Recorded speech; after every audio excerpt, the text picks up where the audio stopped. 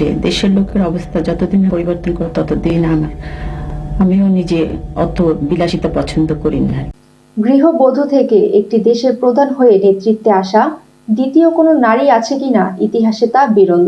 বেগম খালেদা জিয়া তার ৪৩ বছরের রাজনৈতিক ইতিহাসে কোনো অন্যায় অন্যায্যতার সাথে আপোষ না করে হয়েছেন আপোষহীন নেত্রী।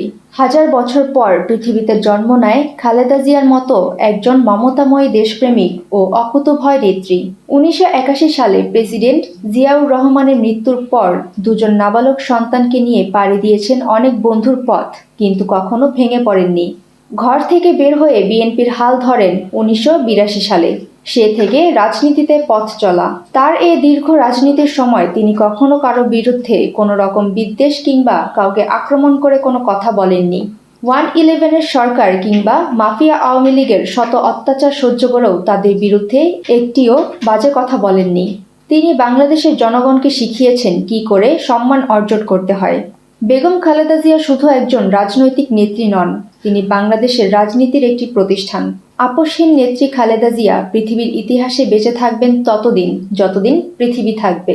সুমাইয়া ফারাজি, দৈনিক আর নিউজ।